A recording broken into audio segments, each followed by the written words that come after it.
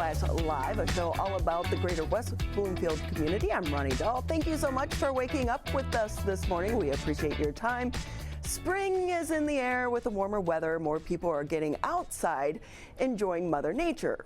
But being outside more means you see more, and sometimes not all of it is so pleasant to look at.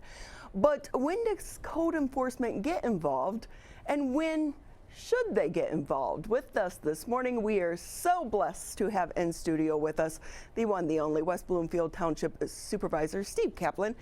Great to have you with us, and in person. I haven't seen you in person, and gosh, it's been over 2 years, Steve. Right. Good morning, Ronnie. I look better on the radio. No, you don't. No, you don't. It's so great having you, and I think this is such a timely topic because, Steve, I'm a little worried. I've been trying to take part in that no mow May. Well, really, my husband wants to take part, right? We argue about mowing our grass, but we're not, it's not looking so nice right now. But code enforcement, what is their job? Code enforcement involves a municipality, a city, a village, or a township enacting rules which govern not behavior, but govern how people use their property. And there are penalties associated with violations. The idea is nobody wants to live in an area, Ronnie, which is replete with blight. Nobody wants to drive down a street and see that many of the homes have large dandelions and unkept grass. The idea is it's quality of life. And property values are interwoven here, because if you have a city where property is not maintained, then that's going to affect the sale price, and people won't want to move into that area. I think about this, Steve, because as you know, I was kind of the blight girl in Detroit my last years at Channel 7, and you don't realize that we're so blessed and so lucky to live in our community, but when you see blight, it's like a cancer that can spread through a neighborhood. So this is such an important job that kind of is overlooked. Well, you raise a good point. So let's say a typical resident, doesn't matter what city, if his neighbors are not maintaining their lawns, if their neighbors have cars parked, junk cars in the driveway, many people respond, well, why should I act any differently? It's not going to help anyway. Yep. Oh, and we see it time and time again. Oh, I'll just add my trash to that pile, right? It's kind of hard to, put out the flowers and keep your grass and, your property tidy if those around you aren't. So with that, though, when do you get code enforcement involved, or when should you? I mean, because sometimes you don't want to escalate a problem either. You raise a good point. West Bloomfield Township is not a proactive community. In other words, our code officers, by the way, we have 4 full-time code officers. We have a 5th gentleman who's involved in vacant and rental property inspections and registration, and then we have an administrator. But these individuals, they're not engaged in what's called proactive ordinance detection. In other words, they're not driving around with a ruler attempting to find lawn that might be 9 inches instead of 8 inches. The grass hasn't been cut. We respond to complaints. In other words, if you're living in West Bloomfield, you don't want the big bad wolf to be code driving around. It's like people who live in condominiums. They know what that's like. You have a fella or a lady with a clipboard walking around and detecting all these violations. I used to be on the board. So my neighbor, by the way, at midnight one time, Steve, he caught me. I was out there trimming his yard and his weeds. It was midnight, and I know I got busted. Well, unless it's a serious matter, extreme blight or a danger to the community, we're not driving around knocking on your door, leaving notices telling you to clean up your property. It's all based on whether your neighbors have complained. In terms of that, the complaints are anonymous. So your neighbor, you don't like what he's doing, you live 2 houses away from him, across the street, you call code enforcement or you call the supervisor's office, and we're not asking you your name. We don't need to know your name. Oh, I like that, because when you live next door to someone, it can get a little uneasy. So I like that it can be anonymous. Calvin, I think we have a graphic. So there are different ways that people can report it. I believe they can call. There's a number for people to call. There's also, you can go online and a form to fill out, or you can just stop by the office. An anonymous call, an anonymous letter, it all works. It's not like a criminal case where, oh, it's a hearsay statement, we need to verify. We don't need to verify it. We accept it as perhaps true, and then we have a code officer visit that day or the next day. So once they visit, what happens after that point? If the officer is able to validate that a code violation has occurred, and by the way, this is not subjectivity, it's not one man's belief. I don't like that car in the driveway, and the other says, well, I don't like the fact that there are dandelions. It's all based on objectivity. But if the officer detects that there has been a code violation, what he or she will do is leave a notice at the house. It's a form. It says, please contact code enforcement, there's been a code violation. And most people call. It might be they don't know. Yeah. They might not know that the garbage can should not be left in the front of the garage. They might not know that a fence is not allowed to penetrate the front yard. People are good. Our West Bloomfield residents, we want them to enjoy themselves. This is a wonderful community. So it's not the big bad wolf driving around for a gotcha act. Right. So so they leave a notice or knock on the door. It's like just that, hey, it's a friendly reminder. Yes, that's what it is. If they ignore the reminder, and let's say the code enforcement officer visits the property and does indeed see they are in violation, what happens if they continue to ignore the notice? You raise a good point. If it's a serious blight violation, then there might not be a second notice. We can always issue a ticket. It's a misdemeanor ticket. It's $500 maximum. We don't generate very much revenue. It's actually a loss when you determine how much money is brought in through the courts. But the court is always there to help us. So if the person will not remedy the violation, rectify the violation, then court is the next step. But I'd say 95% of these matters, Ronnie, are resolved because the resident realizes that maybe he's acted inappropriately and he'll be able to rectify it. I'll give you an example. You're walking in your neighborhood and you notice there's always the same car parked in the driveway. It doesn't move. Yep. In West Bloomfield, we do not limit the number of vehicles that you can park in your driveway. The issue is it operable and is it properly tagged? So we can determine from the street the tag. So if the plate is expired or you have a flat tire, then we'll intervene. There are residents who say, well, why don't you limit the number of vehicles to 2 in a driveway? Because nearly everybody has a garage. And that's because we don't want to micromanage people's lives. If you have 3 children at home and each one owns a car, we're not going to tell you that one of the cars has to be parked across the street. Right. Well, and everyone's home is set up differently as well. Like, you know, my driveway only can fit 2 cars, Yes. but other driveways can fit up to 4 or 5. Right. So there's a house nearby here. There always are 6 or 7 vehicles parked in the driveway, and these are older cars. They're sedans. They're probably from the 2000s, and we receive complaints from time to time. I'm not mentioning names or streets here, but we tell the residents there isn't anything we can do. Our ordinance does not limit the number of vehicles that you can own and park. So can I ask you about the ordinances? How does it work? Can they be changed, or how often are they really changed? Yes. So we would amend an ordinance under 2 circumstances. One is it's just draconian. It's going to be violated anyway. Maybe it's something we shouldn't be regulating. I'll give you an example. Our ordinance says in terms of your garbage cans and recycling container, they should be kept in the garage or in a fenced area where they're not visible. That's just not practical. And it could be, we might amend that ordinance where as long as the trash containers and recycling container are maintained in an area away from the street and are not junky, they're not rusting and torn and broken. So we might amend that ordinance because it's unenforceable. It's funny, one time we tried to throw away a trash can. That's difficult. It really is. People don't think about it. And getting a new recycling bin can sometimes be a bit of a challenge as well. At least it was during COVID. But what are the typical violations, Steve? Good question. Number 1 would be garbage. People just junk. The house not being maintained on the exterior. Broken shutters, peeling paint. Now, one might say, well, who are you, Township, to tell us that we have to have immaculate properties? We don't.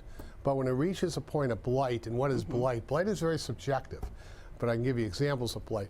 But that's probably the number 1 complaint. My neighbor is not maintaining his home, and we're not happy. It affects me. I don't want to look at it. It affects my property values. Another one might have to do with something that's dangerous, like parking your car let's say you live on a street which is a busy street. It's not a main street, and your neighbor is parking his car half on the grass and half on the road. Well, eventually somebody's going to hit that car, and nobody wants to look at that car. We'll intervene when that happens. So what do you want people to know? Should they try to maybe knock on a neighbor's door first, or it's more about every situation is different? Society's changed. Many people don't even know the individuals who live next to them or across from them. When you and I were growing up, of course you're much younger than I am, we knew the neighbors. We knew their first names, we knew their last names, we knew where they attended school, we knew what their jobs were. But today many people don't want to meet their neighbors, they want to avoid it. But sure, you can say to the neighbor, listen, I'd really appreciate it if you could mow the lawn. It just isn't sightly. He's probably not going to respond well. He's going to say, lady, don't tell me how to operate. I pay taxes. I bought this property. Right. I don't need your help. Call us. We'll intervene for you. That's what you're there for. And how often is it vacant properties? Is that a big problem now coming out of COVID, or not so much? It was more of a problem in 2008 and 2009. Now, the township enacted what are called requirement for vacant and rental property, real properties. We had ordinance requirements where you had to register with us and we would inspect. And that was because with the market, as you remember, the crash in 2008 and 2009, many residents were living outside of West Bloomfield and renting their homes. And renters are wonderful people. Exactly.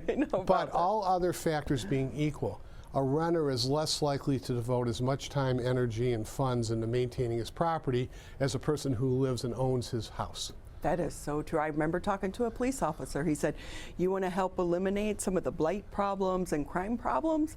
Have people buy a home. Because when you own it and you can't pick up and leave, you're a little bit more invested in it. So, Steve Kaplan, we so appreciate having you in person and with us to explain this, because I would imagine it gets a little bit busier in the summertime for your code enforcement officers. But thanks for your time. And again, everyone, if you have an issue or a question, just go to the township's website. It's on there. Do a quick Google search. You'll find it. Steve Kaplan, great seeing you. Ronnie, thank you. Keep up the great work. Thank you. Hey, by the way, we want to just ask you quickly if you know someone here in the community that we would like to recognize. Let us know about it. You can send us an email, or you can take your phone, scan that QR code, and it's going to pull up a Google form with the person's contact info. Also, let us know why you think they should be recognized. It could be a person, a business, or an organization. You can also find out more by going to civiccentertv.com. We'll be right back. We'll be right back with The Splash Live.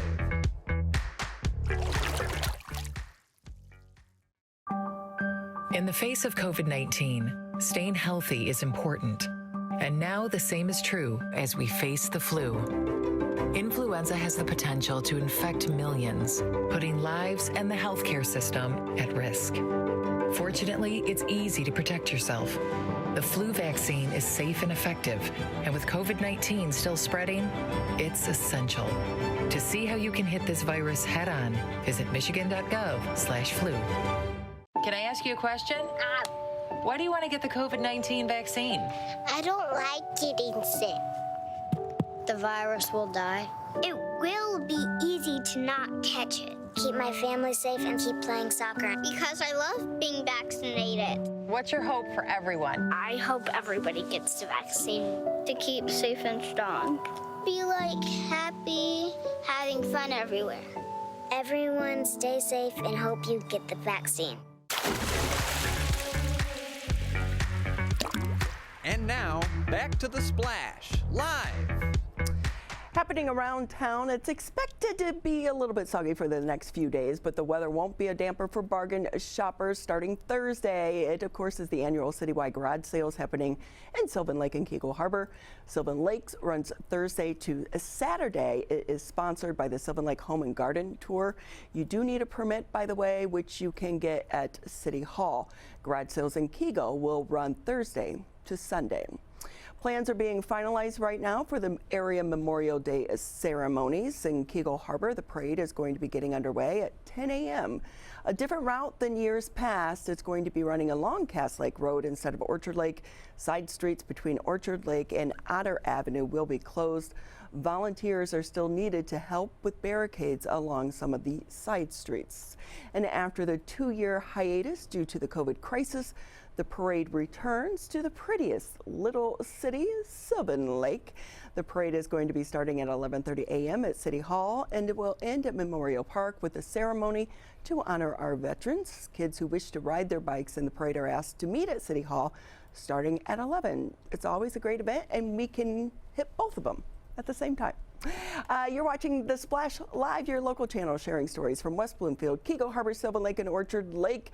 Catch the show live Monday through Friday starting at 9:30 a.m. and on demand at civiccentertv.com.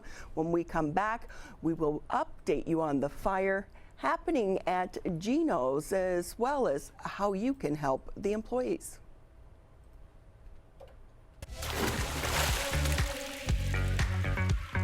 We'll be right back with The Splash Live.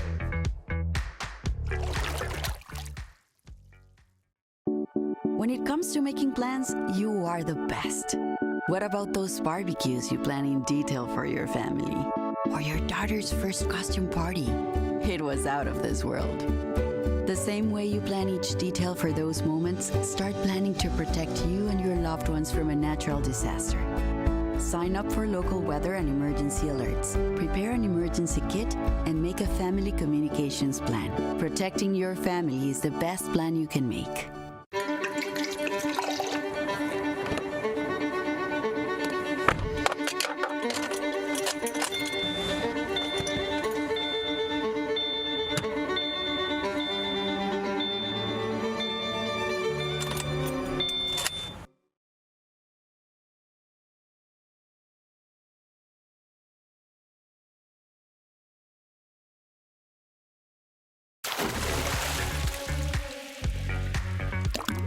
And now, back to The Splash Live. Welcome back. 2 weeks ago, flames tore through Keego Harbor's beloved neighborhood pizzeria, Gino's. Repairs are underway, but it's going to be a while before the restaurant can reopen, which means employees who rely on the job and the tips to get by are going to be out of work for a while. The Jacket Club of Keego Harbor is stepping in to help, and to tell us more about that and how you can help, the president of the Jacket Club, Mr. Dennis Kearns. Great to have you with us. How are you? Good morning, Ronnie. How are you? Good. You know, Dennis, I'm seeing it float around Facebook, the demand, or the donation page. But I feel like when the fire first happened, there was such an outpouring support. If every person who posted on Gino's social media page gave $1, we could help these employees so much. Yeah, the outpouring was just tremendous. I mean, there were hundreds and hundreds and hundreds of we're praying for you and condolences on the fire. We made national news. Fox National News covered the story. Wow. It's just been a tremendous outpouring of a community. So since then, I know that you jumped in right away to set up a fundraising effort. How is that going?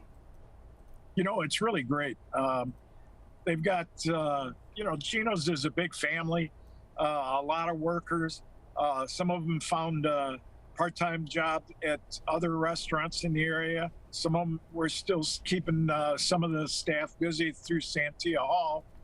So that's keeping some busy. But there's about 17 of them that are left. And, they're without tips right now. We've got like 7 waitresses, 4 bartenders, a couple bussers, and carry-out people. So about 17 people are relying on this fundraiser right now. And the outpouring's been great. So far, I think we've raised, we've already got donations of a little better than $3,000. We have pledges that are promised to us that are coming in of another $2,000. But that's only going to take us so far. We've got, probably 8 weeks of paychecks to try and provide for these people, or at least assistance along the way. Gino's still got a lot of them on the payroll, but we're just trying to do what we can to help. So it's been a great success so far, and we're going to keep it going both on the Jacket Club's Facebook page We've shared, Gino has shared our fundraiser on his page, and a few other Keego pages have all jumped in and helped spread the word. I'm thinking about that. It's like you said, okay, 3,000, but when you have that many people, anyone who has worked in the restaurant industry knows it's not the paycheck that you get, it's all about the tips. And Gino's would have been going into the busier summer months after, you know, a little bit of a slowdown because Cass Lake Road was shut down for a while. Yeah, the Cass Lake shutdown really hurt business. And we were really looking forward to the Memorial Day weekend, the first band on the patio at Gino's, a series of bands every Friday night on the patio at Gino's. And instead, we got nothing right now. Like a lot of construction workers on the patio at Gino's, struggling hard to try and get it back in good shape and running. Dennis, any estimate on a time frame? How long do we need to keep this going? Well, we're still shooting for August, but again, August 1st is when they're going to shut down Cass Lake Road again. So, you know, we've got our car shows scheduled. We've got a bus trip still going on. We've got 2 buses going to the Tigers game in July. These are activities that we're still keeping going, even though the restaurant's closed right now. Yeah, and what makes it so hard is they can't make pizza and breadstick. I mean, because at least if they were able to do that and run it out of Santia Hall, he could kind of, you know, come up with something to keep it going, but that's down. Right, yeah, all the equipment's been taken out of the restaurant to be sanitized. The booths are all out, the ceiling tiles are all out, the vents are all out being cleaned, and right now they've got the place hermetically sealed and are filtering the air and sucking all the stuff out. I don't know what magic tricks they do, but they've got all types of equipment there to clean the place out and make it safe for the future. But you know, right now trying to run anything is impossible. You can't even walk into the building now because the entrances are all sealed. I think people don't realize it's not so much the fire. A lot of times the flames, you can recover from that. It's the smoke and water damage. Were you able to get inside the building at all? Well, the last video you and I did, we were actually, Gino and I did inside. We were only in there for the 20 minutes. And I mean, I reeked of smoke for the rest of the day. It gets in your lungs, it gets in your clothes. Yeah, everyone's like, what have you been doing, Dennis? Yeah, like hanging by the bonfire. So anyone that knows Dennis Kearns, you know he's pretty much a staple at Gino's. You go up there on a Friday night, you are going to see Dennis Kearns. And so, Dennis, you probably know a lot of these employees because we're talking, a lot of them are long-time employees of Gino's. Some of them have been there more than 40 years. Wow. Wow. So you had mentioned that some of them are picking up a few shifts, helping out other restaurants. Yeah, I've seen some at the Grill, some at Fork and Pint, some at Mary Donnelly's. Yeah, they're getting around. Well, the good thing. It's nice that everybody helps out. Yeah, and that's the one thing about being in a small community such as this. It's just about that, being able to help one another. So for the people that aren't familiar with the Jacket Club, though, what do you guys do? and how'd you come up with the name? Well, yeah, that was 60-some years ago, and I was a little young then and not living in this area. I was living in Detroit. What happened was it was started out a Wayward Tavern. One night somebody had a car accident outside and actually hit a small child that was crossing the street. And the police arrived, the fire department arrived, and the mother of the kid heard about it and arrived with the rest of her family. And they were all not very well clothed. It was the middle of winter. So the guys at Wayward Tavern decided to start by taking up a little fundraising of their own and buy the kids some clothes so that next time, if they're out in the middle of winter, they got warm jackets and fully clothed. And then along the way, the guys that started that thing started what they called the Jacket Club, and they each had a jacket with the club logo on it, and have been raising funds for over 64 years to take care of the people that less fortunate in Keego Harbor, providing Christmas food and gifts every year. And recently, the last 2 years, we've been working with the West Bloomfield Fire Department, West Bloomfield Optimist, Keego Harbor Optimist, and putting together something called the Hollywood Happiness Project, and providing about, I think it was about $8,000 worth of Christmas gifts for the area community, and 4 or 5 boxes of food, turkey, ham, all types of good stuff, and staples for people so that they could have a great Christmas dinner. Wow. So we're so lucky to have this organization still up and running all these years later. Do you still wear a jacket? No, I never did get one of the jackets. We've got some nice embroidered shirts, and we show up at a lot of the events wearing those Jacket Club shirts. Come on, we need to get you a jacket. You're the president. Like a Tiger Woods. What color? There you go. Let's, There you go. I'm going to work on that for you. I have a Cricut. Okay. I think, I'm always looking for things to do with my Cricut machine. I don't know if you know what that is, Dennis, but you can, make personalized things with it. Usually I do wine glasses, though, but I can expand. There you go. It'd be an opportunity for you to expand your horizons. Hey, real quick again, so is it pretty much just through the Facebook page, or what about people who maybe aren't tech savvy? How can they donate? Anybody that wants to make a donation can bring a check, cash to the Keego Harbor Police Department. Tell the guy at the desk it's to my attention. They'll put it in an envelope, seal it, and I'll make sure I get it. Do people still write checks? People do write checks. I've got one right here that has picked up. See, look at that. The younger generation. Calvin, do you have a checking account?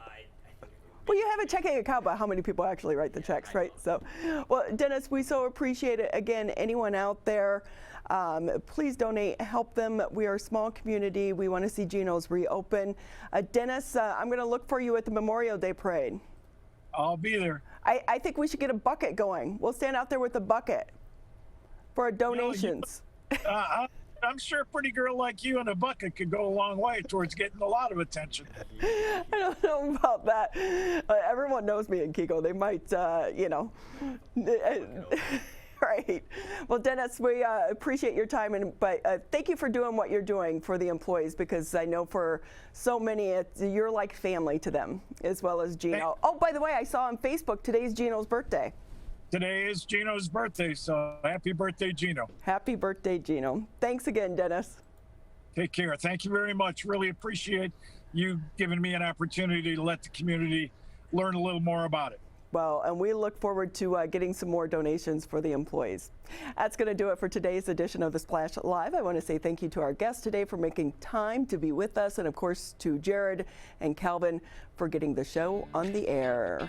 Happy Wednesday, everyone.